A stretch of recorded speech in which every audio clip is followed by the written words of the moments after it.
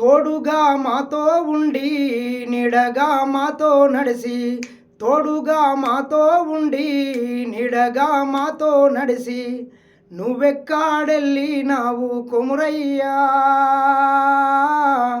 నీ జ్ఞాపకాలు మరువామయ్యో కొమురయ్యా కొడుకునెట్టా మరసినావు కొమురయ్యా నీ బిడ్డనెట్టా మరసినావే కొమురయ్యా బలగాన్నే మరసినావా బాంధవులా మరసినావా బలగాన్నే మరసినావా బాంధవులా మరసినావా నువ్వెక్కాడెళ్ళినావు కొమురయ్యో నీ జ్ఞాపకాలు మరువామయ్యో మొగులయ్యా నువ్వెక్కాడెళ్ళినావు మొగులయ్యా నీ జ్ఞాపకాలు మరువామయ్యో మొగులయ్యా అంటూ బలగం సినిమాలో ఒకే ఒక్క పాటతో కుటుంబ వ్యవస్థ యొక్క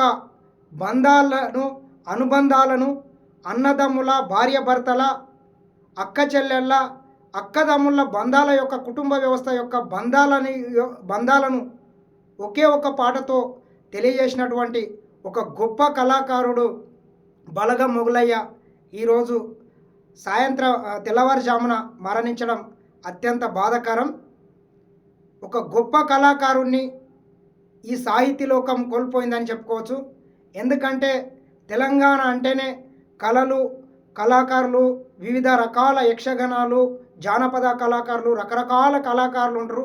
ఒక్కొక్క కళాకారుని దగ్గర ఒక ఎక్కడో తెలియని ఒక కళ దాగి ఉంటుంది.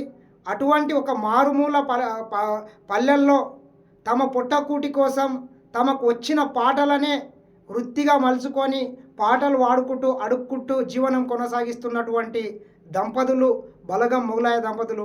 అటువంటి ఒక మారుమూల పల్లెల్లో ఉన్నటువంటి కళాకారులని బలగం సినిమాతో సినిమా ప్రపంచానికి పరిచయం చేసినటువంటి ఒక గొప్ప డైరెక్టర్ బలగం వేణు.